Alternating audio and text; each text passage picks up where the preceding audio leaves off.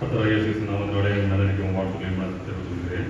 அமைச்சரை பார்த்து முன்பாக தலைகள் காட்டி பரிசுத்த ஆவியானவர் நம்ம உதவி செய்யும்படியாக அந்த காரியங்கள் முன்கொள்ளும்படியாக அவர் திருச்சபத்தை எடுப்போம்.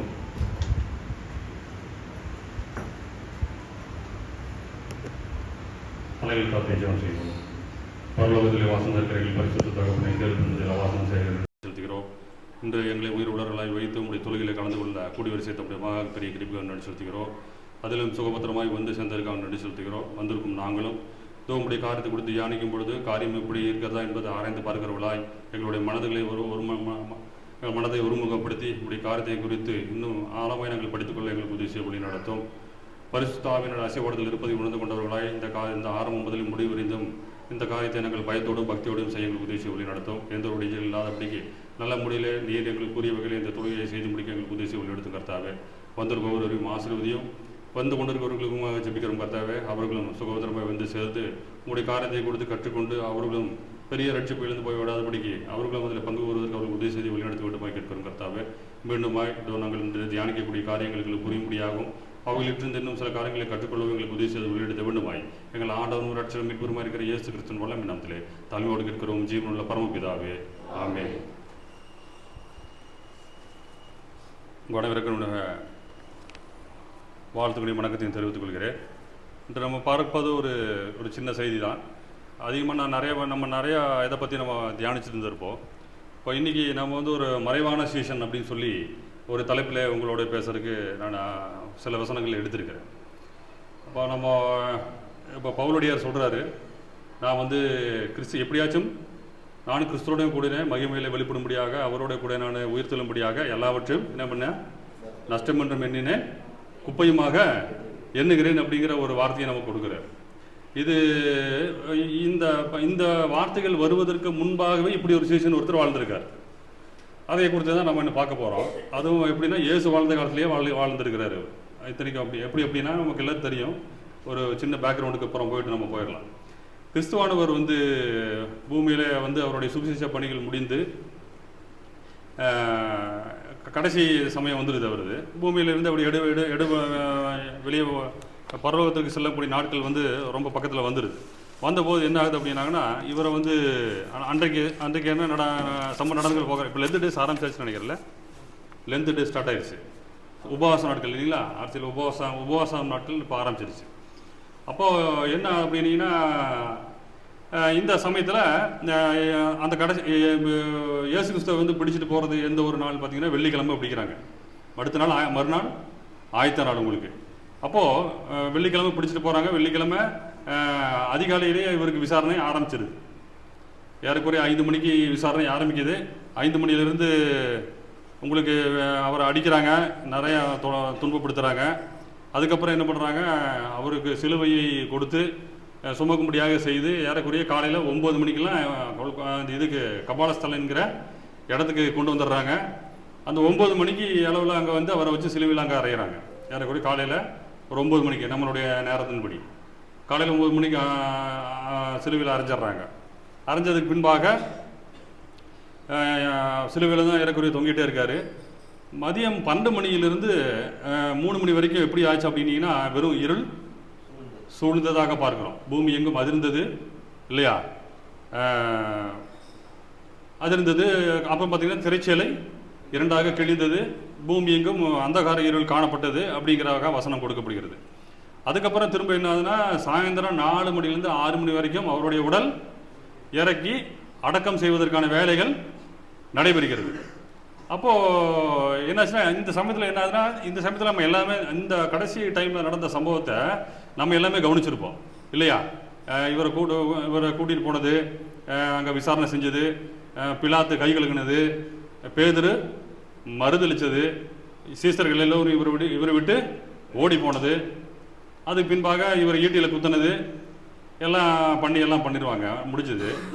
சம்பவத்துக்கு பின்னாடி என்ன ஆகுதுன்னா இவருக்கு இயேசு கிறிஸ்துவ ரகசியமாக ஒருத்தர் ஃபாலோ பண்ணுறாரு.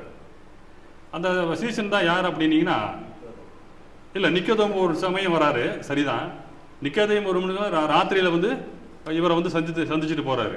அதே போல் இவருக்கு ரகசியமாக மறைவாக இருந்த ஒரு சீசன் தான் யார் என்ன பண்ணுறாங்க, இயேசுனுடைய உடலை கேட்கும்படியாக போகிறார். யோசேப்பு. அந்த யோசேப்பை பொறுத்து நம்ம இன்னும் அதிகமாக நம்ம பார்க்கல. நிறைய யோசேப்பை பார்த்துருக்கோம், அந்த யோசேப்பை குறித்து கொஞ்சம் சரியாக பார்க்கல. சரி, இன்னைக்கு இந்த யோசேப்பை பற்றி கொஞ்சம் பார்ப்போமே, அவர் என்ன நமக்கு வந்து கற்றுத்தருக்கிறார் அப்படின்னு பார்த்தோம்னா, மத்தேயு எழுதின சுவிசேஷம்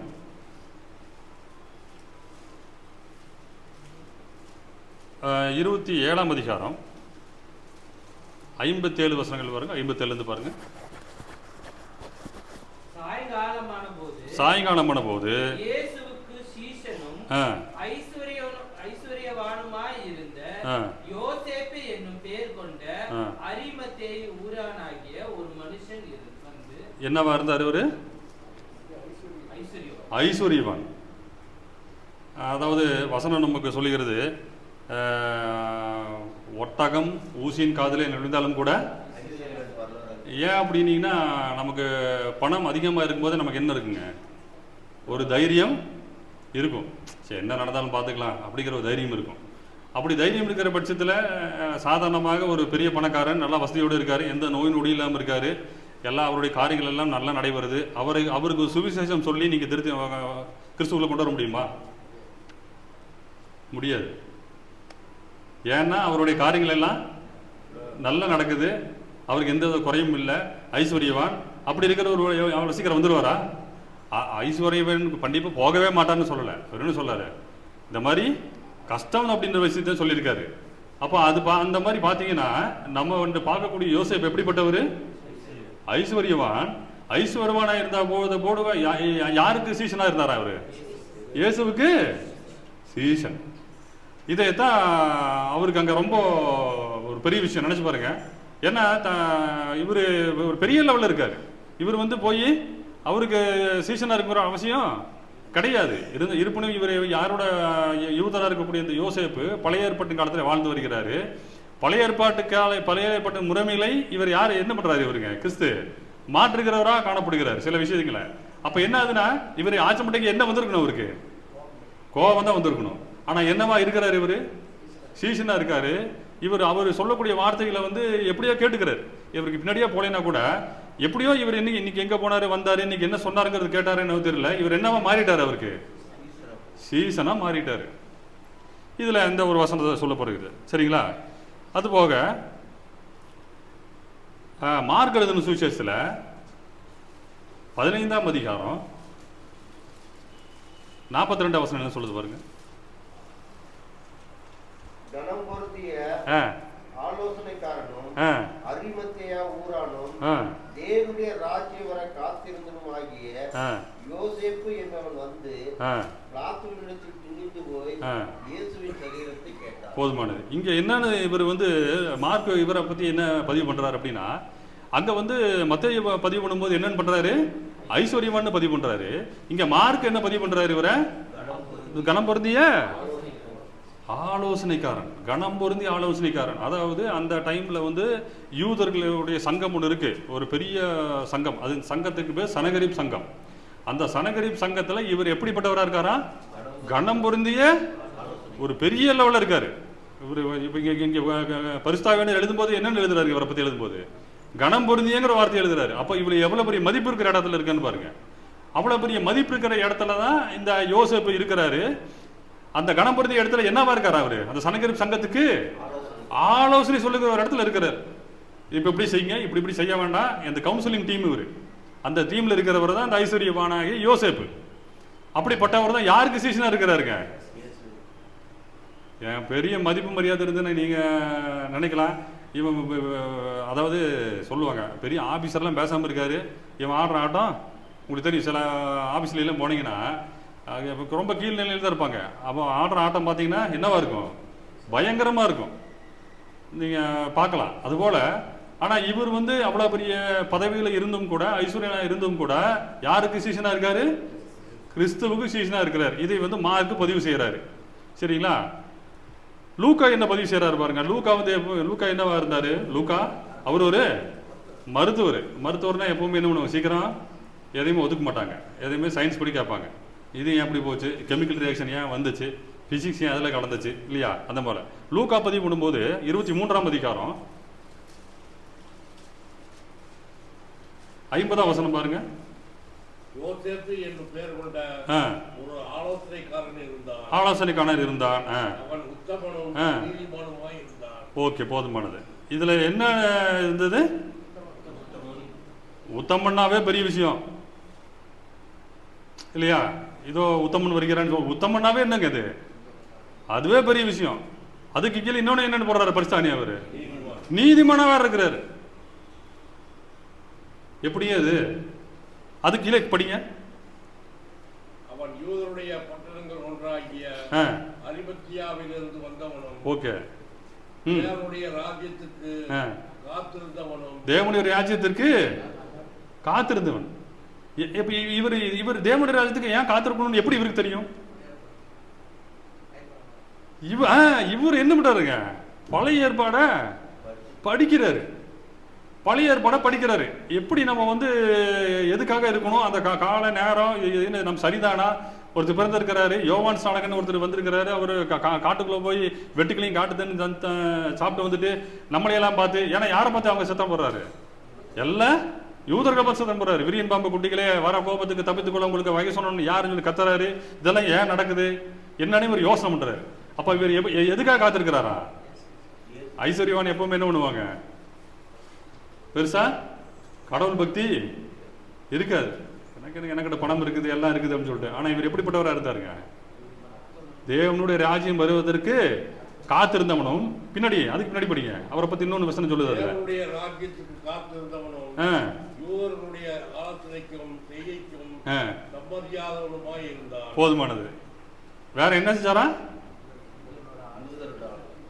நீங்க என்ன செய்யுங்க, இது பழைய ஏற்பாடுல இப்படி இருக்கு, இப்படி இருக்கு, இப்படி இருக்கு. நீங்க உங்க சுய விஷயத்தை கொண்டு வந்து இதுல திணிக்காதீங்க. ஏன்னா என்னாச்சுங்க, சில விஷயத்தை அப்ப இருந்த பெரிய தலைவர்கள் என்ன பண்றாங்க, உள்ள புகுத்துறாங்க. இப்ப எப்படிங்க, நமக்கு வந்து சபையில் இல்லாத காரியத்தை கூட சிலர் செய்யும்படியாக இன்றைய நேரத்தில் கூட சில சபைகளில் நம்ம பார்க்கிறோம். இல்லை இந்த மாதிரி நீங்க செய்யுங்கன்னு சொல்லிட்டு. அதுபோல இவர் வந்து இந்த யோசேப் என்ன பண்றாரா? கணம் பிறந்து ஆலோசனைக்காரியாகிய ஐஸ்வர்யனி ஆகிய உத்தமன் ஆகிய நீதிமன் ஆகிய யோசேப் என்ன சொல்றாரு? யூதர்கள் நீங்க சொல்ற முறைமைக்கு நான் உடன்பட மாட்டேன், நீங்க செய்யற காரியத்தை நான் செய்ய போறதுல எதிர்த்து நிற்கிறவராக காணப்படுகிறார் இல்லையா? இப்படி இருக்கிறவரு இவர் யாருதாங்க? இவரும் சாதாரண ஒரு மனுஷன் தான் இல்லையா? இவருக்குள்ளேயும் நம்மளை போலவே ஒரு சின்ன ஒரு குணம் இருக்குது. அந்த குணத்தை யார் பதிவு செய்யறா அப்படின்னா யோவான் சுவிசேஷகன் பதிவு செய்கிறார். இவரை பற்றி நம்ம புதிய ஏற்பாட்டில் பார்த்தீங்கன்னா இப்போ மத்தேயு எழுதுனதுல வந்து சிலது என்ன போட்டிருக்கும், மார்க்கில் இருக்காது. மார்க்கில் இல்லாதது லூக்கால இருக்காது, இதில் இருக்காது, யோவான்ல ஏதோ ஒன்று இருக்கும். இப்படி ஏதோ ஒரு சம்பவங்கள் விடுபட்டு இருக்கும். ஆனால் இந்த யோசேப்பை பற்றி 4 பேருமே பதிவு செஞ்சு வச்சிருக்கிறாங்க. அப்படி இப்போ யோவான் பதிவு செஞ்ச அந்த 4வது விஷயம் எது அப்படின்னு பார்த்தீங்கன்னா, யோவான் சுவிசேஷம் 19ஆம் அதிகாரம் 38ஆம் வசனம்.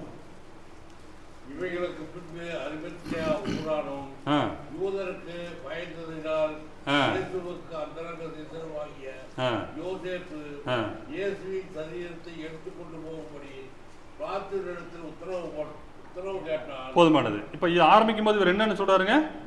யூதருக்கு இவருக்கும் என்ன, அது கொஞ்சம் பேக் அடிக்கிறார். நம்மள மாதிரியே அவருக்கும் என்ன, அவரும் சரீரத்தில் உள்ள மனுஷன் தானே. என்ன பண்றது, ஒரு பெரிய பொறுப்பில் இருக்காரு. சனகரிப் சங்கத்தில் கணம் பொருந்தி ஆலோசனை, மற்றவர்களுக்கு ஆலோசனை சொல்லக்கூடிய இடத்துல இருக்கக்கூடிய ஒரு ஆளு. என்னென்னங்க, அன்னைக்கு வந்து ஒரு மனிதனை குற்றம் சொல்லி அவனை வந்து கொலை செய்வதற்கு ஏதுவாக அன்னைக்கு வந்து இந்த சனகரிப் சங்கம் இருந்தது. அதனால என்னாச்சு, இவரும் கொஞ்சம் பயந்தவராக காணப்படுகிறதாக கொடுக்கப்படுகிறது. அப்போ என்ன பார்த்தீங்கன்னா, இந்த மனுஷன் வந்து எப்படிப்பட்டவர் அப்படின்னு சொல்லி நம்ம லூக்கா எழுதின சுவிசேஷத்தில் பார்க்கும்போது எப்படி சொல்றாரு, இவர் ஒரு நல்ல மனுஷன் சொல்லி. இதுக்கு மத்தேயு எழுதின சுவிசேஷத்தில், அதை மத்தேயுல ஏற்கனவே நம்ம பார்த்த மாதிரி பாருங்க, மத்தேயு எழுதின சுவிசேஷம் 6ஆம் அதிகாரம் 33ஆம் வசனம் என்ன சொல்லுது பாருங்க.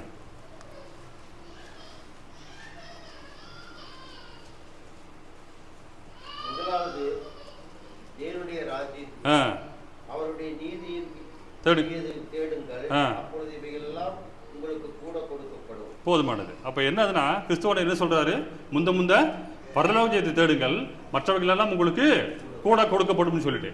அப்ப இந்த விஷயத்தை தான் யாருங்க, யூதருக்கு பயந்தவர்களா இருந்த யோசேப்பு கூட என்ன பண்ணாருங்க, இந்த விஷயத்தை செய்கிறவராக காணப்படுகிறார். அவர் என்ன பண்ணுறாருங்க அவர் நமக்கு இது மார்க்கில் எழுதும்போது இல்லையா, மார்க்கு சுவிசேஷன் எழுதும்போதுன்னு சொல்கிறாரு, தேவனுடைய ராஜ்யம் வருவதற்கு காத்திருந்தவனமாகி அப்படின்னு சொல்லி ஒரு வார்த்தை கொடுக்கப்படுகிறது. அப்போ இவர் என்ன பண்ணுறாரு, கிறிஸ்து சொன்ன மாதிரியே ராஜ்யம் வருவதற்காக காத்திருக்கக்கூடிய ஒரு மனிதனாக காணப்படுகிறார். இப்போ இவருடைய செய்கை தேவன் மறந்துருப்பாரா? இல்லை, இவருடைய செய்கை தேவன் ஒருபோதும் மறக்கல, அதை மனதில் வைத்துவராக இருக்கிறாரு. பாருங்க, எபிரேயர்கள் நிறுவத்தில் 6ஆம் அதிகாரம் 10ஆம் வசனம் என்ன நமக்கு சொல்லுது பாருங்க.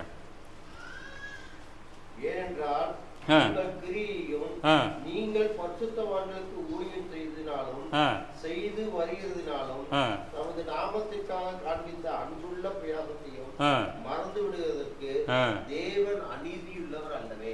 தேவன் நாம படுகிற ஒவ்வொரு பிரயாசம் என்ன பண்றாரு, அவர் அக்கௌண்ட் பண்றாரு, அவர் ஒன்றும் மறந்து போறது இல்லைங்கிறாரு அவர். அப்போ இந்த யோசேப்பு அந்த அவர் யூதருடைய காரியங்களை முறையின்படி இருந்த போதிலும் கூட யாருக்கு சீசராக இருந்தார்? அவர் கிறிஸ்துவுக்கு சீசராக இருந்தார். அவர் அந்த இருந்த போதிலும் கூட இவர் இப்படி ஒரு சூழ்நிலை இருக்காருன்னு யார் தெரிஞ்சுக்கிட்டா? தேவன் பார்க்கிறார். தேவன் இவர் எப்படி இவரை காப்பாற்றி வருகிறார் அந்த விஷயத்துல. ஏன்னா நம்ம கூட சூழ்நிலைகள் என்னவா இருக்கும், சில விஷயங்களை வெளிப்படையாக செயல்பட முடியாத சூழ்நிலை கூட தேவன் என்னவா பார்க்கிறாருங்க, நம்மளை பார்த்து கொண்டு இருக்கிறாரு. இங்கே சொல்லப்படுகிறது பாருங்க, 1 சாமுவேல் 16ஆம் அதிகாரம் 1 சாமுவேல் 16ஆம் அதிகாரம் 7ஆம் வசனம் என்ன சொல்லுது பாருங்க நமக்கு. கர்த்தர் சாமுவேலை நோக்கி, நீ இவனுடைய முகத்தையும் இவனுடைய சரீரத்தையும் சரீர வளர்ச்சியையும் பார்க்க வேண்டாம், நான் இவனை புறக்கணித்தேன். மனுஷன் பார்க்கிறபடி நான் பாரேன், மனுஷன் முகத்தை பார்ப்பான், கர்த்தரோ இருதயத்தை பார்க்கிறார் என்றார். போதுமானது. இவர் யூதருடைய சங்கத்திற்கு போனா கூட இவருடைய இருதயம்லாம் எங்க இருக்குது? கிறிஸ்துவை நோக்கியே இருக்குது, கிறிஸ்துவை நோக்கியே இருக்குது. ஏன்னா அந்த அந்தரங்க சீசன் சொல்லி குறிப்பிடப்படுகிறது. இவர் என்ன பண்றாரு, போனா கூட அவரை பற்றி தெரிந்து கொண்டு என்ன வச்சுங்க, இவரோட மனமெல்லாம் எப்பவுமே கிறிஸ்து என்ன செய்யறாரு, என்ன பண்றாரு அப்படிங்கிற அந்த ஒரு பார்வையிலேயே இருக்கிறாரு. அப்ப என்னதுன்னா, இவர் வெளிப்படையாக யூதருக்கு பயந்திருந்தா கூட உள்ள எப்படி எரிஞ்சுக்கிட்டு இருக்கு அவருக்கு கிறிஸ்துவனுடைய பக்தி வைராக்கியம் இவருக்குள்ளாக இருக்கிறதே நம்ம அந்த அங்கே பார்க்கிறோம். என்ன நினைச்சுன்னா, அந்த விசுவாசத்தின் வழி எங்கடா நம்மளால அது ஓப்பனா இவ்வளவு பெரிய சங்கத்தை நம்ம மாட்டிக்கிட்டோம், ஓப்பனா நம்ம எதுவும் பண்ண முடியல பேச முடியலைங்கிற பயங்கர ஒரு வழி. ஆனாலும் என்னாச்சுங்க, அவரு கடைசியில் ஓப்பனா கேட்கறத நம்ம பார்க்குறோம். இப்போ சங்கீதக்காரன் எந்த சூழ்நிலை இருந்தாலும் அவர் எப்படிங்க, இவர் மறைவான சீசனாக இருக்காருன்னு ஒரு டைம் தெரிஞ்சிருச்சுன்னு வச்சுக்கோங்க. உங்களுக்கு சனகரிப் சங்கத்துக்கு எப்படி சொல்லலாம், நீங்கள் அந்த இதுலேயே ஸ்லீப்பர் செல்லும்பாங்க. எப்படின்னா, உங்களும் ஆமாம் உளவாளி மாதிரி உங்கள் கூடயே இருப்பாங்க. என்னைக்கு அவங்களுக்கு உத்தரவு வருதோ என்ன பண்ணுவாங்க, அவங்க ஒரு பெரிய ஒரு நிகழ்வை ஏற்படுத்திட்டு போகிறத பார்க்கலாம். அப்போ அந்த மாதிரி இந்த யோசேப்பு எப்படி இருக்காரு, யூதர் சபைக்குள்ளாரியே ஒரு ஸ்லீப்பர் செல்லு மாதிரி இருக்கிறாரு. ஏன்னா என்னைக்கு நம்ம கிறிஸ்துவுக்கு அந்தரங்க சீசனாக இருக்கவங்க தெரிஞ்சிருச்சு அப்படின்னா வர நிமிஷம் என்ன பண்ணுவாங்க, இவரை கண்டிப்பாக கொண்டு போடுவாங்க. கல்லெறிஞ்சு கொள்வது இல்லை, ஏதோ ஒரு விஷயத்தில் உட்பட்ட மெத்தட் வச்சுருக்காங்க அவங்க கொள்றதுக்கு. அவங்களுக்கு அதாவது ரொம்ப கொடுமைப்படுத்தி கொள்றதுல ரோமர்கள் மிஞ்சின ஆளுங்க யாரும் கிடையாது, அந்த அளவுக்கு பண்ணிடுவாங்க. அப்படி இருந்த போதும் கூட எந்த சூழ்நிலை இருந்தாலும் நான் என்ன பண்ணுவேன், கிறிஸ்துவுக்காக என்னுடைய இருதயம் கிறிஸ்துவை நோக்கி தான் இருக்கும் அப்படிங்கிற ஒரு பெரிய பக்தி வைராக்கியம் என்ன இருந்ததுங்க அந்த யோசேப்பு கிட்ட இருந்ததை பார்க்குறோம். அதனால தான் என்ன பண்ணுறாரு, அவர் இயேசு சிலுவையில் அடிச்ச பின்னாடி கூட யாரை போய் பார்க்குறாரு, பிலாத்தை போய் பார்க்குறாரு அவர். அப்போ இதை சங்கீதக்காரன் பதிவு செய்கிறாரு. என்னன்னா, எப்பவுமே நான் துதிப்பேங்கிறதா. ஏன்னா இவர் பழைய ஏற்பாட்டு காலத்தில் படிக்கிறாரு, இவர் விஷயத்தை படிச்சு கொண்டு தான் என்ன பண்ணுறாரு, கிறிஸ்துவுக்காக காத்திருக்கிறாருங்கிற வசனம் சொல்லுகிறது. இப்போ சங்கீதம் 34ஆம் அதிகாரம் 1ஆம் வசனம் என்ன சொல்லுது பாருங்க. கர்த்தரை நான் எக்காலத்திலும் ஸ்தோத்திரிப்பேன், அவர் துதி எப்போதும் என் வாயில் இருக்கும். ஆமா, கர்த்தரை எக்காலத்திலும். நான் எனக்கு இந்த காலம் அந்த காலங்கிறது கிடையாது. என்னோட காலம் எப்படிப்பட்ட காலமா இருந்தாலும் நான் என்னதான் பண்ண போறேன், அவரை துதிப்பேன். இந்த ஸ்டாண்டர்டு தான் அந்த யோசிப்பு வச்சிருந்தாரு. என்னோட நிலைமை நான் யூதருக்கு பயந்தவன் தான் இல்லைன்னு கிடையாது. ஆனாலும் கிறிஸ்துவோடைய பக்தி வைராக்கியத்தினால எக்காலத்திலும் நான் அவரை துதிப்பேன், எப்போ நான் அவருக்கு சீசனா இருப்பேன் அப்படின்னு சொல்லி அந்த வார்த்தையை சொல்லுகிறாரு. பாரு, இன்னொரு விஷயம் அழகா நமக்கு சங்கீதம் பதிவு செஞ்சுக்கிறாரு. சங்கீதம் 56ஆம் அதிகாரம் 4ஆம் வசனம் பாருங்க. அவருடைய வார்த்தையை புகழுவேன், தேவனை நம்பி இருக்கிறேன், பயப்படேன், மாம்சமானவன் எனக்கு என்ன செய்வான், மாம்சமானவன் எனக்கு என்ன செய்வான். அந்த தைரியம் அவருக்கு. இனி அவன் என்ன செஞ்சாலும் பரவாயில்ல, நம்ம இருப்போம், நம்ம சீசனாகவே இருப்போம் அப்படிங்கிற பெரிய ஒரு தைரியம். இல்லையா? அப்புறம் புதிய ஏற்பாட்டில் கூட நமக்கு ஒரு தைரியத்தை கொடுக்கும்படியாக வசனம் இருக்கிறது. பாருங்க, அப்போஸ்தலர் சுவிசேஷத்தில் 5ஆம் அதிகாரம் 5ஆம் அதிகாரம் 29ஆம் வசனம்.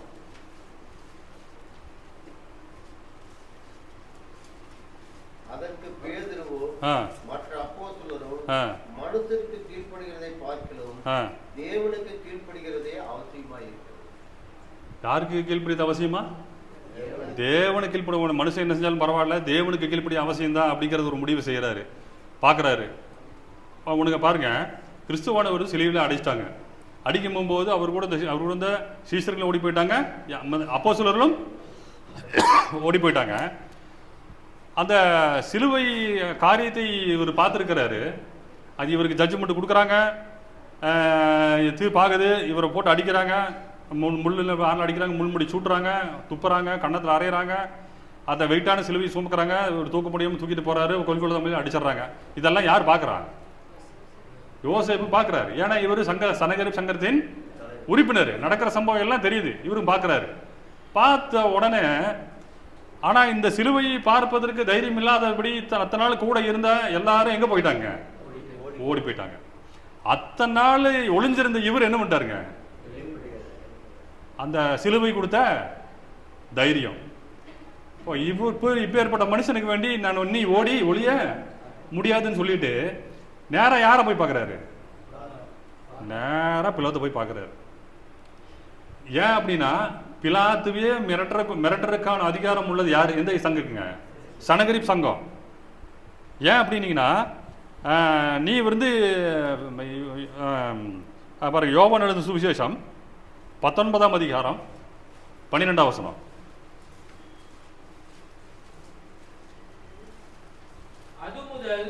பிலாத்து அவரை விடுதலை பண்ண வகை தேடினான். யூதர்கள் அவனை நோக்கி, இவனை விடுதலை பண்ணினால் நீர் ராயனுக்கு சிநேகிதன் அல்ல, தன்னை ராஜாவென்கிறவன் எவனோ அவன் ராயனுக்கு விரோதி என்று சத்தமிட்டார்கள். எப்படி? அதனால என்ன பண்ணிட்டாருங்க பிலாத்து? இவனுக்கிட்ட மாட்டிட்டோம்னா நம்ம கதையை முடிச்சிருவானுங்க, அதனால் நம்மளோட சேஃபாக என்ன இது எனக்கு தெரியாது அப்படின்னு சொல்லிட்டு என்ன பண்ணுறாரு? கையை கழுவிட்டார்.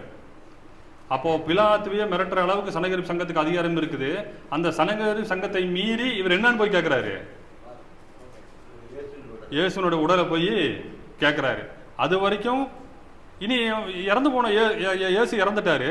அவர் 3ஆம் நாள் அடுத்தது உயிர் தெளிவார், எந்திரிப்பார், எந்திரிக்க மாட்டாருங்கிறது இவருக்கு உறுதியாக தெரியுமா? தெரியாது. அவர் இறந்துட்டாரு, இறந்தது கன்ஃபார்ம் பண்ணிட்டாங்க. அதுக்கப்புறம் தான் தொங்கராரு, ஈட்டி வச்சு குத்துறாங்க, அவ்வளோதான். இனி அவன் உடம்புல உயிர் இல்லைன்னு தெரிஞ்சு போச்சு. தெரிஞ்சு போனபடி அவர் இனி ஏதாவது அற்புதம் அவர் இனி செய்ய போறாரா? செய்ய மாட்டார். அந்த ஏறக்குறைய 4 மணி நேரமா அன்றைக்கு இயேசு கிறிஸ்துவை சிலுவையில் அடித்த சம்பவம் என்று சாயந்தரம் ஏறக்குறைய 3 மணிலேருந்து என்னதான் இருக்குது? நிசப்தம், மயான அமைதி. அவர்படி சிலுவையில் தொங்கிட்டு இருக்காரு. இனி அடுத்து என்ன செய்யறதுங்கன்னு தெரியல. சீசரில் ஓடி போயிட்டாங்க. அமைதியாக, ஊரே அமைதியாக கிடக்குது, மயான அமைதியாக கிடக்குது. என்ன பண்ணுறதுன்னு தெரியாமல் இருக்கிறாங்க. அப்போ தான் யார் வரா? அத்தனை நாள் மறைவாக இருந்த சீசன் யோசேப்பு, இனிமேலும் நான் மறைவாக இருப்பது பிரயோஜனம் இல்லை, இனி நான் ஏதாவது செஞ்சாகணும், கிறிஸ்துவுக்காக செஞ்சாகணும் அப்படின்னு சொல்லிட்டு என்ன பண்ணுறாரு? இத்தனைக்கும் இவர் போய் அந்த நிறைய பேர் அந்த டைமில் நிறைய அற்புத அடையாளங்களை செஞ்சிருக்காரு யோசேப்பு. இது இயேசு கிறிஸ்து நிறைய அற்புதங்களை செஞ்சிருக்காரு. அந்த அற்புத அடையாளத்தில் ஒன்று இவருக்கு ஏதாவது கிடைச்சிருக்குதா? நமக்கு எங்கே எதுவும் பதிவு செய்யப்படலை. இவருக்கு கிடைச்ச மாதிரியும் தெரியல. ஆனால் அவருடைய வாழ்க்கையை பார்த்தோம், அவருடைய போதனையை பார்த்தோம், இவர் ஏற்கனவே கற்றுக்கொண்ட விஷயங்களையும் பார்த்து ஆராய்ந்து பார்த்து என்னதான் முடிவுக்கு வராரு? இவரு தான் நம்மை வரக்கூடிய மெசியா, இவராகத்தான் இருக்கணும் அப்படின்னு சொல்லி சொல்றாரு. ஒரு முடிவு பண்றாரு. இவர் போய் அடுத்தது பிலாத்துக்கிட்ட போய் கேட்டா என்ன நடக்கும்?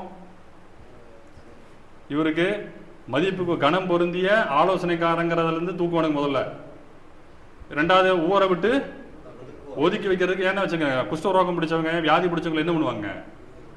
நியாய பிரமாணத்தின்படி பாலத்தை விட்டு புறம்பே வைத்திருக்கணும். அப்ப நீ என்ன பண்ணிருக்க? இவன் என்ன பண்ணிருக்கான்? நீ தேவனுடைய ஆலோசனைக்கு விரோதமாக நீ ஒரு குற்றவாளியோட உறவுல நீ கேட்கறவனா அப்படின்னு சொல்லி சனகரிப் சங்கத்தினர் என்ன பண்ணிருக்கலாங்க? இம்மிடியா இவரையும் ஒரு குடும்பத்தையும் ஊரோட ஒதுக்கி வச்சிருக்கலாம், இல்லை குடும்பத்தோட கொலை செஞ்சுருக்கலாம், இல்லை இவருக்கு வேலை போயிருக்கும், இல்லை இவருக்கு சமுதாயத்தில் என்ன போயிருக்கும், மதிப்பு போயிருக்கும், மரியாதை போயிருக்கும், எல்லாம் போயிருக்கும். ஆனால் என்ன நினைச்சாரோ தெரியல, அந்த சிலுவை இவரை மாற்றியது. இவர் என்ன பண்ணுறாருங்க, எல்லாத்தையும் விட்டு தள்ளிட்டு நேராக சனகிரி சங்கம் இவன்ட்ட என்ன கேட்கறது. இவர் வந்து இவர் பெரிய லெவலில் இருக்காரா, கணம் பொருந்திய ஆலய சங்கத்தாரு இவர். அது இல்லாமல் இவர் என்னவா இருக்காருங்க, ஐஸ்வர்யவான். கண்டிப்பாக வீட்டு வேலைக்காரங்க இருப்பாங்களா, இருக்க மாட்டாங்களா? கண்டிப்பாக வீட்டு வேலைக்காரங்க இருப்பாங்க. அந்த வீட்டு வேலைக்காரன்ல ஒரு நல்லா இருக்கிறவனை கூப்பிட்டு, ஏப்பா பிலாத்து ஃப்ரீயாக இருக்காருன்பாரு, ஒரு நல்ல மூடில் இருக்காரா, இப்போ போனால் வேலை நடக்குமா, இல்லை இந்த சூழ்நிலை சரியாகுமா, இல்லை நேராக போய் கேட்குறதுக்கு போல சனகிரி சங்கத்தில் யாராவது முக்கியமாக ஆள் யாராவது ஒருத்தர் பிடிச்சா அந்த வேலை நடக்குமா, அவர் பாடி வாங்கி ஏதாவது ஒன்று பண்ணணும், நீ போய் கேட்டு வா அப்படின்னு சொல்லி ஏதாவது வேலைக்காரனை என்ன பண்ணியிருக்கலாம், அனுப்பக்கூடிய இடத்துல தான் இருக்காரு. ஆனால் தேவனுக்கு உண்டான வேலைன்னு வந்த உடனே என்ன பண்ணிட்டாரு இவர், யாரையுமே எதிர்பார்க்கல. வேலைக்காரன் அது ஒன்றாவது, மனக்கு கணம் பொருந்திய ஆலோசக்காரனா என்னது, ஐஸ்வர்யனா அது ஒன்று, ஒரு மண்ணும் வேண்டாம் எனக்கு. என்ன பண்ணுறாருங்க, நேராக பார்க்குறாரு. இனி இவருக்கு முடிவு என்னங்கிறது இவருக்கும் தெரியாது. நம்ம போய் கேட்டால் நம்ம தலை வெட்டுமா, இல்லை அவரை மாதிரியே நாமளே வாரில் அடித்து இனி தொங்கிட்டு இருக்க பிள்ளைய நம்மளே தொங்க விட்டாலும் ஒன்றும், ஏன்னா இன்னும் இறக்கல, சிலுவையிலேருந்து தொங்குறாங்க, 3 பேரும் தொங்குறாங்க, 2 கல்லறைக்கு மத்தியில் அவர் தொங்குறாரு. இவர் என்ன பண்ணியிருக்கலாம், இவர் யோசனை இப்போ நாளாவது நமக்கு ஒன்றும் செஞ்சுறதுக்கு சான்ஸ் இருக்கு அப்படின்லாம் நினச்சிட்டு என்ன பண்ணுறாரு இவர் பார்த்தாரு. ஆனால் பரிசுத்த ஆவியானவர் ஒரு இடத்துல கிரியை செய்த என்னவோ தெரியல. மார்க்கு பதிவு என்ன செய்யறாருன்னு பாருங்க. மார்க் பதிவு செய்யும்போது இவரை பற்றி மார்க்லேருந்து சுவிசேஷம் 15ஆம் அதிகாரம் 42 படிங்க, 42 படிங்க. ஓய்வு நாளுக்கு முந்தின நாள் ஆயத்த நாளாய் இருந்தபடியால் சாயங்காலமான போது கணம் பொருந்திய ஆலோசனைக்காரனும் அரிமத்தேயு ஊரானும் தேவனுடைய ராஜ்யம் வர காத்திருந்தவனுமாகிய யோசேப்பு என்பவன் வந்து பிலாத்துவினிடத்தில் துணிந்து போய் இயேசுவின் சரீரத்தை கேட்டான். எப்படி பிலாத்துக்கு எப்படி போனாராமா?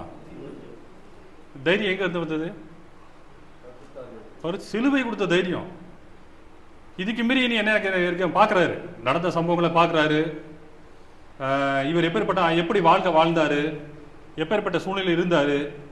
இவர் வந்து இப்படி எனக்காக தொங்கணுமா, அப்பா இவருக்காக நான் ஏதோ ஒன்று செஞ்சானுமே அவர் முடிவு பண்ணுறாரு.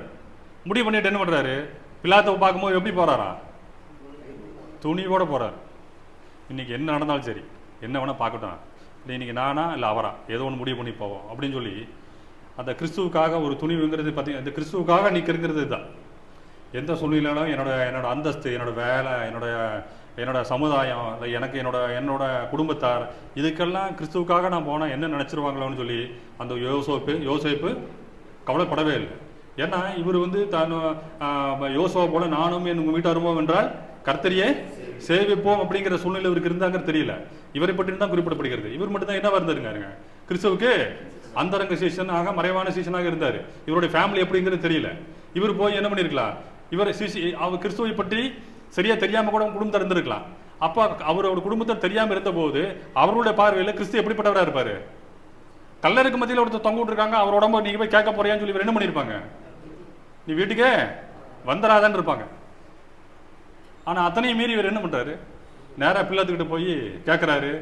அப்படி கேட்கும் போது என்ன செய்யறாருங்க, நமக்கு தேவன் நாம தைரியமா இருக்கும்போது தேவன் நமக்கும் கிரியை செய்கிறா இருக்காரு பாருங்க. எபேசியர் நிருபத்துல எபேசியர் 3ஆம் அதிகாரம் 12ஆம் வசனம் என்ன சொல்லுது பாருங்க.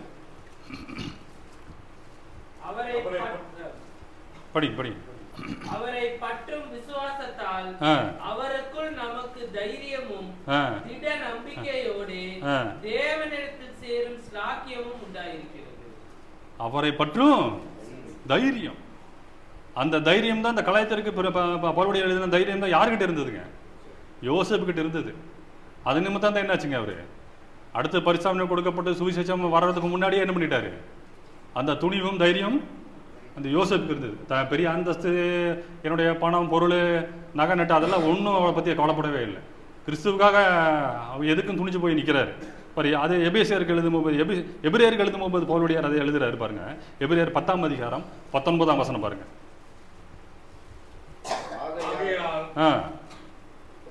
சகோதரரே, பரிசுத்த ஸ்தலத்தில் பிரவேசிப்பதற்கு இயேசுவானவர் தமது மாம்சமாகிய திரையின் வழியாய் புதிதும் ஜீவனுமான மார்க்கத்தை நமக்கு உண்டு கொண்டிருந்தபடியால் அந்த மார்க்கத்தின் வழியாய் பிரவேசிப்பதற்கு அவருடைய ரத்தத்தினாலே நமக்கு தைரியம் உண்டாயிருக்கிறபடினாலும் தேவனுடைய வீட்டின் மேல் அதிகாரியான மகா ஆசாரியர் நமக்கு ஒருவர் இருக்கிறபடியினாலும் தூர்மனசாட்சி நீங்க ஜனிக்கப்பட்ட இறுதியுள்ளவர்களாயும் சுத்த ஜலத்தால் கழுவப்பட்ட சரீரம் உள்ளவர்களாயும் உண்மையுள்ள இருதயத்தோடும் விசுவாசத்தின் பூர்ண நிச்சயத்தோடும் சேரக்கணும். போதுமானது.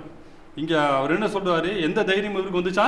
கிறிஸ்துவனுடைய ரத்தத்தினாலே எனக்கு தைரியம் உண்டாயிற்று அப்படிங்கிறத பதிவு செய்யறாரு கலாயத்திற்கு எழுதும் பவுலுடையார். அதை தான் இங்க யோசேப்பு பார்க்கிறாரு. அந்த அவர் ரத்தம் சிந்தினதை பார்க்கிறாரு. இவருக்கு என்ன வந்ததுங்க? அந்த ரத்தம் சிந்தினதை பார்த்து இவருக்கு தைரியம் வந்தது. கலாயத்திற்கு பவுலுடையார் எழுதின நிருபத்தில் குறிப்பிட்டது போல இவருக்கு அந்த தைரியம் இருந்தது. ஏன்னா இவர் என்னாச்சு, இவரும் பழைய பிரமாணத்தை படிக்கிறாரு, படிச்சுட்டு வரவர் தான். அதே பாருங்க, ஏசாயால எழுதுறாரு. ஏசாயா 41ஆம் அதிகாரம் 10ஆம் வசனம் என்ன குறிப்பிடப்படுது பாருங்க. ஏசாயா 41ஆம் அதிகாரம் 10ஆம் வசனம். நீ பயப்படாதே, நான் உன்னுடனே இருக்கிறேன், திகையாதே, நான் உன் தேவன், நான் உன்னை பலப்படுத்தி உனக்கு சகாயம் பண்ணுவேன், என் நீதியின் பலகரத்தினால் உன்னை காப்பேன். அந்த ஒரு பெரிய ஒரு நம்பிக்கை அவர்கிட்ட இருந்தது. நான் தேவனை கைவிட போறதில்லை. ஏன்னா என்ன தெரியும், அவரு தான் தேவனுக்கு முன்பாக சரியாய் நடக்கிறங்கிறதா அவர் இருக்கிறார் இல்லையா. ஏன்னா இவர் நம்ம லூக்கா எழுதும்போது டாக்டர் எழுதும்போது என்ன எழுதுறாரு? உத்தமனும் நீதிமானும்னு எழுதுறாரு. அப்போ தன் நீதியின் மேல அந்த நம்பிக்கை, நான் தேவன் வரைக்கும் சரியா இருக்கிறேன் அப்படிங்கிற நம்பிக்கை நிமித்தம் என்ன பண்றாருங்க, தேவன் எப்படியாவது இந்த விஷயத்தை செய்வார் அப்படின்றதுக்காக துணிந்து போய் பிள்ளையாத்திடத்துல உடம்பை கேட்கிறாரு.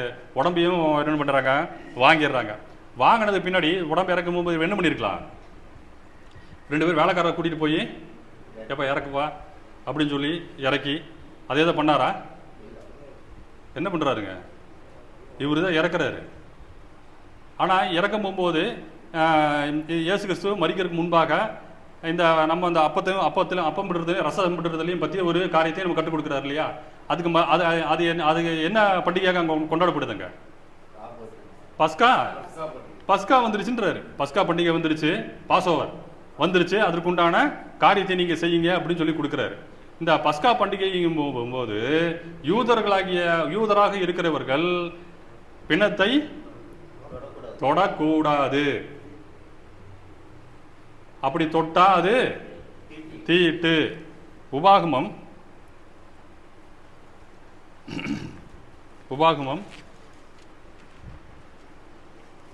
21ஆம் அதிகாரம்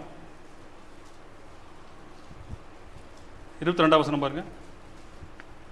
கொலை செய்யப்பட்ட ஒரு உண்மையில் சாவுக்கு பாத்திரமான பாவம் உண்டாயிருக்க அவனை கொலை செய்யும்படி மரத்திலே தூக்கி போடுவாயானால் இரவிலே அவன் பிரேத மரத்தில் தொங்கலாகாது. இதை வச்சு கேட்டுட்டு தான் என்னென்ன பண்றாங்க, பஸ்கா பண்டிகை எங்களுக்கு நடக்குது. இந்த சமயத்துல நைட்டு பாடி தொங்கக்கூடாது, அதை கேட்கணும் அப்படின்னு சொல்லி தான் என்ன பண்றாங்க, போறாங்க. போய் கேட்டு அடுத்தது படிங்க. அந்நாளிலே தானே அதை அடக்கம் பண்ண வேண்டும். தூக்கி போடப்பட்டவன் தேவனால் சபிக்கப்பட்டவன் ஆகையால் உன் தேவனாகிய கர்த்தர் உனக்கு சுதந்திரமாக கொடுக்கிற உன் தேசத்தை தீட்டு கொடுத்தாயாக. இல்ல அதை தொடக்கூடாதுன்னு வசனம் இருக்கும்.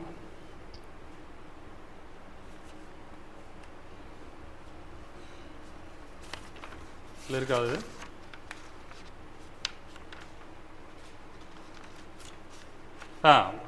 என்னாகமும் 19ஆம் அதிகாரம்.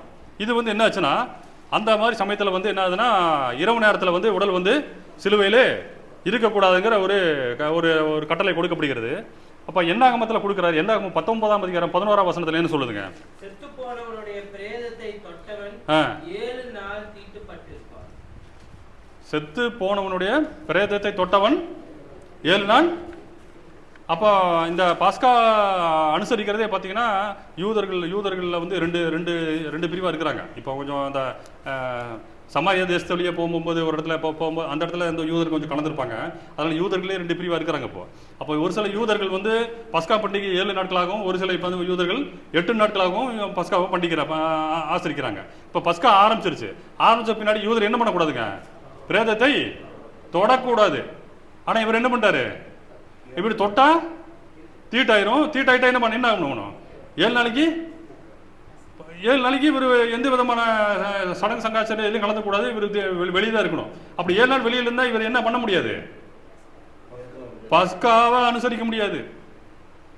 அப்போ இத்தனை நாள் வந்து பழைய ஏற்பாட்டு முறையாகவே வந்து அனுசரிச்சுட்டு வந்த ஒரு காரியத்தை சடனாக ஒன்றும் வேண்டாம், இன்னைக்கு நம்ம எல்லாம் கூடி வந்திருக்கிறோம், இன்னைக்கு இன்னொரு விஷயம் இதை விட்டு போட்டு இன்னொரு விஷயம் இருக்கு, இதில் எல்லாம் நீங்கள் வாங்க அப்படின்னு நான் போவோமா? ஆனால் அது வந்து அது உண்மையான விஷயம்னு வச்சுக்கோங்க. அது உண்மையாகவே இருக்கட்டும், அந்த உண்மையான விஷயம். ஆனால் நாம் இத்தனை நாள் செஞ்சுட்டு வந்து இந்த முறைமையை விட்டுட்டு நம்ம போவோமா? போக மாட்டோம். ஆனால் யோசேப்பு என்ன பண்ணிட்டாருங்க? அந்த சிலுவை குறித்த தைரியத்தினால அந்த சபையினுடைய அந்த அப்போ கொடுக்கப்பட்ட முறைமையை என்ன பண்றாரு? இவரு மீறாரு. அப்பட்டமா மீறாரு. அப்பட்டமா மீறினா என்ன ஆகும் இருக்கு? அதாவது வந்து சபைக்கு பயந்து தான் இருந்தாரு. சபையை மீறி போய் என்ன பண்ணிட்டாரு? போய் பாடியை கேட்டு வாங்குறாரு. சரி, வாங்கிட்டாரு. அடுத்தது இவர் தொட்டுட்டார். தொட்டா இவர் எங்க போக முடியாது? அடுத்தது வீட்டுக்கு போக முடியாது. எப்படி வீட்டுக்கு விடுவாங்க? ஏன்னா அவங்களாம் அவங்களா இருக்கிறாங்க அவங்க இல்லையா? ஏன்னா வந்து அவங்க குடும்பமாக தான் வந்து அனுசரிப்பாங்க. பெரிய பச்சத்தப்பா அவங்க ரொம்ப கூட்டு குடும்பமாக தான் உட்காந்து பஸ்காவே அனுசரிப்பார்கள். இப்போ பஸ்காவை அனுசரிக்கும் போகும்போது யோசேப்போட வைஃப் வேணா என்ன சொல்லியிருக்கலாம்? சரி நீங்கள் வேணா அந்த ரூமில் இருக்கான்னு இருக்கலாம். மற்றவங்களை என்ன சொல்லுவாங்க? வீட்டு பக்கமே வரக்கூட வந்த நாங்களா பஸ்காவை அனுசரிக்க நாங்கள் என்ன பண்ணிடுவோம்? வெளியே போயிடுவோம். இந்த பஸ்கா முடிகிற வரைக்கும் 7 நாள் அவர் எங்கே தான் கிடக்கணும்? பாளையத்துக்கு புறம்பே எங்கே போய் கிடக்கட்டும், எங்கே வனந்தரத்தை எங்கே கிடக்கணும், அப்புறம் வரட்டும் அப்படின்ட்டு வைப்பாங்க. ஆனால் என்ன பண்ணல இவர்? அந்த நமக்கு புதிய ஏற்பாட்டில் கொடுக்கும்போது அவருடைய காயங்களால் நாம் குணமானோம்னு வசனம் இருக்கு. அந்த காயங்களையும் அவர் என்ன பண்றாரு? அந்த காயங்களுக்கு மருந்து போடுகிறவராக காணப்படுகிறார் அந்த யோசேப்பு. நிக்கோதேமு பரிமள தைலத்தை கொண்டு வராரு. கொண்டு வந்த பின்னாடி யூதர் முறைமை இப்படியே அதை உடல் முழுவதும் பூசுறாங்க. பூசி அந்த அவங்க முடிப்பதையே அந்த திரைசீலையில் சுத்துறாங்க. சுத்தினதுக்கு பின்னாடி என்ன பண்ணிருக்கலாம்? கொண்டு போய் சுத்தியாச்சு. அடுத்தது கொண்டு போய் எப்படின்னா இந்த குற்றவாளிகள்னு சொல்லி ஒரு பிட் இருக்குது, ஒரு குழி இருக்குது. குற்றவாளிகள்னு சொல்லி அவங்களை கொண்டு போய் போடுறதுக்கு ஒரு இடம் இருக்குது. உங்களுக்கு தெரியும் ஆர்சி கல்லறையில் அதாவது இயற்கைக்கு மாறலாம் இறந்தவர்களை எங்கே வைப்பாங்க?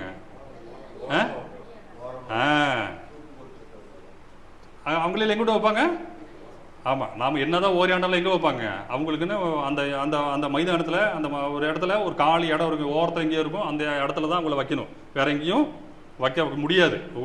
விட மாட்டார். அதுபோல் இவரை வந்து இயேசு கிறிஸ்துவை என்ன சொல்லி அடிச்சிருக்காங்க? இவர் தேவனுக்கு விரோதமாக தூஷணம் சொன்னவர், அதனால இவர் குற்றவாளியாக பண்ண சொல்லிட்டாரு. இவர் அவருடைய பார்வையில் யூதருடைய பார்வையில் இவர் யாராக இருக்காரு? குற்றவாளியாக இருக்கிறாரு. இவரை பிடிச்சி அடிச்சாச்சு, கொண்டுட்டாங்க. யூதர்கள் பார்வையில் இவர் குற்றவாளியாக இருக்கிறாரு. இவருடைய உடம்பை எடுத்து எங்க கொண்டு அடக்கம் பண்ணணும்? குற்றவாளி இருக்கிறத அடக்கம் பண்ணணும். ஆனால் யோசிப்பு என்ன பண்ணாரு? குதுக்கரை யாரோட கல்ற? யாருங்க கொடுப்பா? யார் கொடுப்பா? நம்ம அதாவது ஒரு முறை ஃப்ரெண்டு வீட்டுக்கு போயிருக்கிறாரு. அந்த ஃப்ரெண்டுக்கு வந்ததுனால அவசரமாக அந்த அம்மா வந்து புது சட்டையை எடுத்து கொடுத்துருச்சு. அவரும் போட்டு போனவர் திரும்ப கொண்டு வந்து கொடுக்கல. அது வந்து இன்னை வரைக்கும் சொல்லி காமிச்சுக்கிறாங்க அந்த வீட்டில். என்ன காரணம்? புதுசு. அதுதான் அதில் முக்கியம். என்ன விஷயம் அதில் நிற்கிது? புதுசு எப்படி எடுத்து நீ கொடுக்கலாம்? நீ வந்து 2 டைம் போட்டது 3 டைம் போட்டது இல்லை பேடானது எப்படி நீ புதுசாக கொடுக்கலாம்? அது வந்து இன்னை வரைக்கும் அவங்க மனசுலேருந்து அழியவே இல்லை. இன்னை வரைக்கும் என்னது? எப்படி புதுசுங்குது. ஆனால் இந்த கல்றை வந்து கைகளால் செதுக்கப்பட்ட கல்றை உடஞ்சு எடுத்திருக்கிறாரு. யாருக்காக எடுத்து வச்சிருக்காரு? இது இவரை யோசேப்புக்காக, இவருக்காக வச்சிருக்கிறாரு. இவருக்காக வச்சிருக்கிறாரு. அது அவ்வளோ பெரிய கல்றை. ஒன்று தெரிஞ்சுக்கலாம், நீங்கள் இறந்துட்டீங்கன்னு வச்சுக்கோங்க, அடுத்த கல்லறையில் வைக்க முடியுமா? உங்களுக்கு கொண்டு வைப்பாங்களா? என்னன்னு இருக்கும் கல்லறைக்கு இல்லை பேர் இருக்கும். என்ன? குடும்ப கல்லறை. நீ ஒரு 10 பேர்த்து இருக்காங்கன்னா 10 பேர்த்துலேயும் ஒன்று போய் எடுத்து அடக்கம் பண்ணிட முடியாது. நம்ம கல்லறை எதுன்னு பார்த்தா வைக்க முடியும். அந்த கல்லறை எந்த கல்லறை? இவர் கிறிஸ்துவை கொண்டு வச்ச கல்லறை எந்த கல்லறை? புது கல்லறை. புது கல்லறையில் கொண்டு வச்சுட்டாரு. புது கல்லறையில் வைக்கும் போகும்போது யோசேப்புக்கு வேணா இவர் என்னவா இருக்கலாம்? மெசியாவா இருக்கலாம். அவன் குடும்பத்தாருக்கு வெளியாரு கல்லர்களில் ஒருவர். அவங்க என்னன்னு கேட்டிருப்பாங்க இவர்கிட்ட? புது கல்லறை உனக்காக வச்சது, ரெடி பண்ணது, அதில் யாரை கொண்டே வச்ச நீ? முதல்ல ஒரு கல்லர்கள் மத்தியில் தொங்கனவரை கொண்டு போய் நீ புதுசாக வச்சு உன் கல்லறையில் கொண்டு வச்சான்னு சொல்லி இவர் என்ன பண்ணியிருப்பாங்க? இவரை நம்ம அன்பு சொன்ன மாதிரி லேயால் பாடுபட்ட மாதிரி தான். அந்த 7 வருஷம் அந்த அம்மா எப்படி ஓட்டுச்சுன்னு தெரியல அவர்கிட்ட. கடைசி வரைக்கும் அவரு யோசேப்பா யாக்கோபு கடைசி வரைக்கும் அவர்கிட்ட அன்பு செலுத்தினதாக குறிப்பிடப்படவே இல்லை. அந்த அம்மா 7 வருஷம் படாத பாடுபட்டுச்சு. ஒரு லைஃப்பில் பாதி ஆயுள் தண்டனையில் பாதி. அந்த அம்மாவுக்கு பாதி ஆயுள் தண்டனை வந்து ரொம்ப சிரமப்பட்டுச்சு. அந்த போல இவரோட ஆயுசு வரைக்கும் நீ என்ன பாடுபட்டாரோ தெரியல இந்த யோசேப்பு. ஏயா நீ போய் உன்னோட கௌரவத்தை விட்டு உன்னோட ஐஸ்வர்யத்தை விட்டு உங்ககிட்ட வேலை பார்க்குறவன 2 பேர்த்தை விட்டுருந்தா அவன் போய் அந்த வேலையெல்லாம் செஞ்சு வச்சு வந்திருப்பான். நீயே போய் முன்னாடி நின்று நான் தான் இந்த காரியத்தை செஞ்சேன் நீ ஊருக்கே காமிச்சு, அது இல்லாமல் முழுசாக வெட்டி வச்ச கல்லறையை கொண்டே நீ கொடுத்துருக்கிற உனக்கு அறிவு இருக்கான்னு சொல்லி அந்த அம்மா போட்டு என்ன பண்ணியிருப்பாங்க குடும்பத்தாரு? திட்டுன்னு திட்டி. ஆனால் இவர் எதுக்கெல்லாம் பயப்படலைங்க. தன்னோட ஐஸ்வர்யத்தை பற்றி பயப்படல, தான் கிறிஸ்துவுக்காக தான் அவமானப்பட போகிறத பயப்படல. இனி எனக்கு என்னோட இந்த கணம் பொருந்தி ஆலோசனைக்காரங்கிற அந்த சீட்டு எனக்கு அந்த சீட்டுலேருந்து என்னை சஸ்பெண்ட் பண்ணாலும் பரவாயில்ல. எதை பற்றியுமே அவர் என்ன பண்ணலைங்க, கவலைப்படவே இல்லை. அந்த கல்லறையில் கொண்டு போய் வைக்கிறார். இவருக்கு தெரியாமையே என்ன பண்ணுறாருங்க, இவர் ஒரு இதுக்கு முன்னாடி செஞ்ச ஒரு இதை வந்து நிறைவு செய்கிறார். என்ன அப்படின்னீங்கன்னா, மத்தேயு எழுதின சுவிசேஷம் 27ஆம் அதிகாரம் 59-60 பாருங்க. யோசேப்பு அந்த சரீரத்தை எடுத்து துய்யதான மெல்லிய துப்பட்டியிலே சுற்றி தான் கண்மலையில் வெட்டியிருந்த தன்னுடைய புதிய கல்லறையை அதை வைத்து கல்லறையின் வாசலில் ஒரு புதிய கல்லை பொருட்டி வைத்து போனார். இது என்னாச்சு? இவரோட கல்லறைங்கிறது நம்ம கன்ஃபார்ம் ஆகி போச்சு இல்லையா? சரி, இவர் வந்து என்ன பண்றாருன்னா, இவர் ஒரு தீர்க்கதரிசனத்தை இங்கே நிறைவேற்றிருக்கிறார். யோசேப்பு எப்படி இதை நிறைவேற்றுறாரு பாருங்க. ஏசாயா எழுதின நிருபம் 53ஆம் அதிகாரம், ஏசாயா 53ஆம் அதிகாரம் 9ஆம் வசனம் பாருங்க. துன்மார்க்கரோட அவருக்கு பிரேத குழியை நியமித்தார்கள். ஓகே. ஆனாலும் அவர் மரித்த போது ஐஸ்வர்யவானோடு இருந்தார். எந்த ஐஸ்வர்யோட இருந்தார்? இது யாரு இவருக்கு தெரியாது. நம்மனால அந்த ஒரு என்ன சொல்றது, எனக்கு முன்னாக எழுதப்பட்ட ஒரு காரியத்தை நான் இயேசுக்காக நிறைவேற்ற போறேங்கிறது அவர் தெரியல. அவர் மரித்த இங்க வந்து ஏசாயா திசை எழுதுறாரு. அவர் மரித்த போது யாரோட இருந்தாரா? ஐஸ்வர்யனோட இருந்தார். பிதாவானவர் ஏற்கனவே ஐஸ்வர்யவன்கிறது தெரியும்.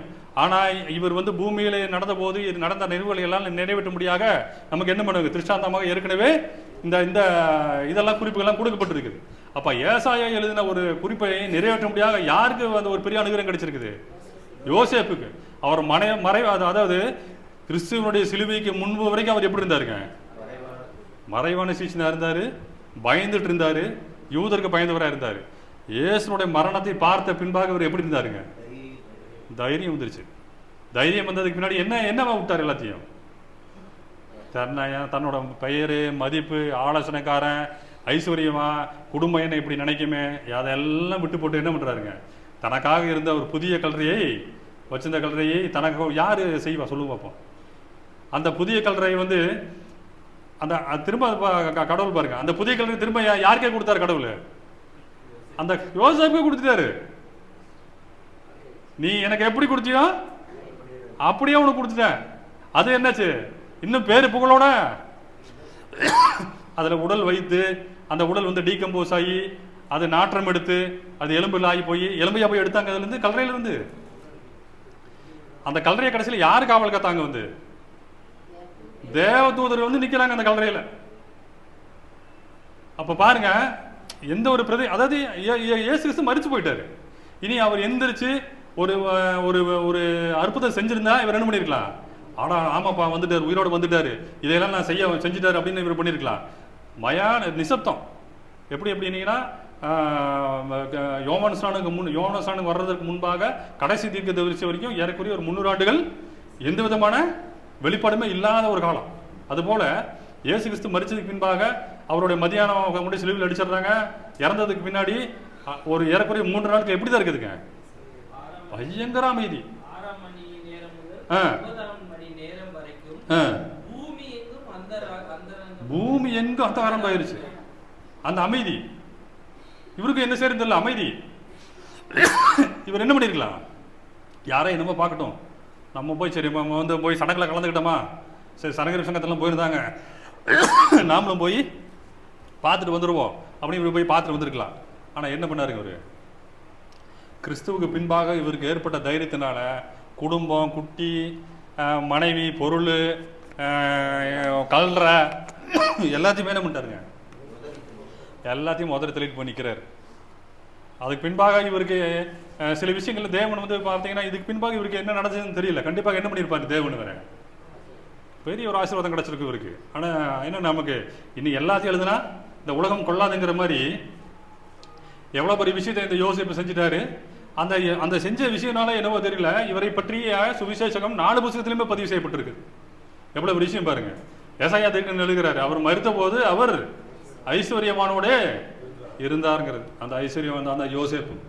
அப்படிப்பட்ட யோசேப்பினுடைய வாழ்க்கையிலேருந்து நம்ம கற்றுக்கொள்றது அதுதான். நம்முடைய சூழ்நிலைகள் எதுவாக இருந்தாலும் சரி, நம்ம எந்த ஒரு அந்தஸ்து, எந்த ஒரு காலம் எது இருந்தாலும் சரி, கிறிஸ்துவுக்குன்னு வரும்போது நீங்கள் தைரியமாக நில்லுங்க. ஏன் அப்படின்னு சொல்லலாம், அவர் நம்ம கிறிஸ்துக்குள்ளாக நடக்கும்போது நம்முடைய பேர் எங்கே எழுதுறாராம்? ஜீவ புஸ்தகத்தில் பேர் எழுதப்படுகிறோம் அப்படிங்கிறாரு. யோசேப்போட பேர் என்ன பண்ணிச்சுங்க? இங்கே இந்த தீப புஸ்தகம் பதியப்பட்டிருக்குங்கிறாரு. ஆனால் அதே எழுதப்பட்ட பேரை என்ன போடுவேன்றாரு? அவர் கிறுக்கி போடுவதற்கும் வாய்ப்பு இருக்குது. எனவே அதுக்கு அந்த அளவுக்கு நம்ம போகாதபடிக்கு யோசேப்பு கட்டி கொடுத்த பாதம் அதுதான். கிறிஸ்துவுக்கு முன்பாக நம்ம எப்படி இருக்கலாம்? நம்ம சபைக்கு வர்றதுக்கு முன்னாடி, ஞானஸ்நானம் பெறுவதற்கு முன்னாடி, சுவிசேஷம் தெரிவதற்கு முன்னாடி நம்ம மறைவான சீசனாக நம்ம வாழ்ந்திருப்போம். ஆனால் கிறிஸ்து இப்படிப்பட்டவர் தான், இதுக்காக தான் இருந்தார் அப்படின்னு நம்ம தெரிஞ்சதுக்கு பின்னாடி யோசேப்புக்கு வந்த தைரியம் போலவே நாமும் தைரியம் உள்ளவர்களாக இருக்கணும். நமக்கு உண்டான காரியத்தை என்ன நம்ம கொடுத்தா தேவன் நமக்கு திருப்பி கொடுக்கிறவராக இருக்கிறார், ரெட்டிப்பாய் கொடுக்கிற தேவனா இருக்கிறார். ஆனால் என்னாச்சுங்க, அவரு யோசேப்பு மார்க்கு பதிவு செய்த போல யோசேப்புக்கு பயந்து அவர் என்ன பண்ண யூதருக்கு பயந்தாலும் கூட என்னதான் பண்ணிருந்தாருங்க அவரு? பின்பாய் தைரியம் உள்ளவர்களாய் பிலாத்தினிடத்தில் போய் நின்று கேட்கிறா காணப்பட்டார். உத்தமனும் சன்மார்க்கனும் நீதிமானா இருந்தார். தேவனுடைய ராஜ்யம் வருவதற்கு காத்திருந்தவனா இருந்தார். அவர் இயேசு வருவதற்காக காத்திருந்தாரு. நாமளும் இப்ப யாருக்காக வருவதற்காக காத்திருக்கிறோம்? நாமும் இயேசுனுடைய 2ஆம் வயதுக்காக காத்திருக்கலாம் இருப்போம். அப்படி காத்திருக்கிறவரா காணப்படுகிற நம்முடைய வாழ்க்கையும் இப்படிதான் இருக்கணும். உத்தமனும் நீதிமானா இருக்கிற பட்சத்துல தேவனும் யோசேப்புக்கு செய்த போல நமக்கும் பெரிய அனுகிரகம் செய்வார். நம்மளுடைய பெரியம் அங்கே புத்தகத்தில் எழுதுவாருங்கிறது நான் விசுவாசிக்கிறோம். இந்த வார்த்தையை கேட்ட தேவன் தாமே நம்மளை அனைவரும் ஆசீர்வதிப்பாராக. இந்த வார்த்தைகளை பிரிஜம் என்று விசுவாசிக்கிறேன். உங்களுடைய பொறுமையான கவனத்திற்கு நன்றி தெரிவித்துக் கொள்கிறேன். ஆமென்.